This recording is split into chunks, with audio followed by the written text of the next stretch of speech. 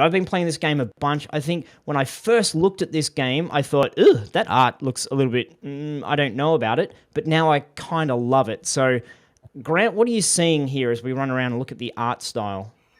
Yeah, it's a really interesting one because lots of people would call it cell shaded, but it's not really the traditional cell shading, is it? Because it hasn't got that sort of black outline that you used to. But you can kind of see an outline to the edge which defines the silhouettes and the shapes.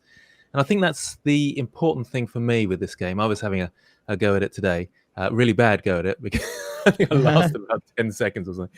I'm just not very good at these games. But it's the silhouette, I think, that is the key to all this. I think, well, silhouette, color, and the effects as well, the sort of movement.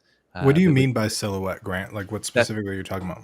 That's a good point. I promised myself don't say that without explaining it, but I just did it. So it's the outline of the shape. If you think of a character's silhouette, if it was against a light background, and it was purely black, that would be the silhouette. And it's a really common technique in character art when you're sketching out ideas. You have a really good silhouette, and then you build on that. So you sketch out lots of silhouettes usually, and then you build on those, the ones that you like. And you can see really a key outline in all the sort of monsters, the background, the character as well. It's got a really nice outline to it, and you can really define the shapes really easily.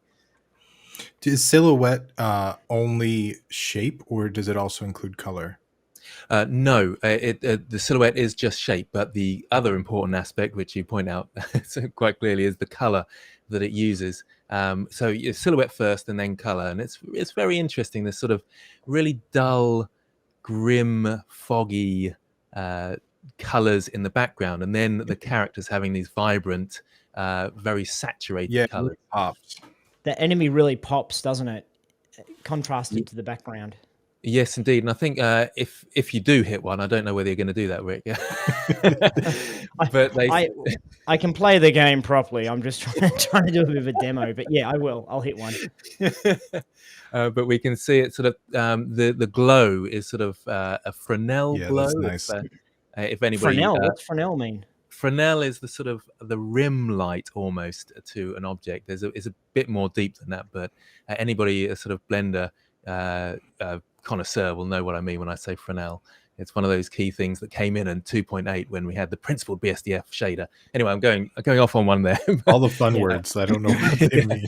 But it's this sort of rim light that you get that is the sort of sharper reflections. It's difficult to describe, but it's kind of a button you can click almost to include that. But it's a nice effect for when you're hitting objects. I believe you've hit one now, haven't you?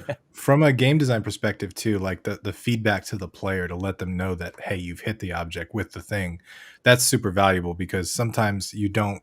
I played games before where you don't really know if you're hitting them, and then if you don't know if you're hitting them, you don't know if you're doing damage. And if you don't know if you're doing damage, then you're wondering like, hey, am I even playing the game right? Like, is he immune? Is he not? Do I need a key? Like there's all kinds of confusion that happens without proper feedback. And this game looks really juicy. Like, it got the damage numbers, it's got the highlights, it's got a lot of stuff that shows you kind of what you're doing and the impact you're having in the world.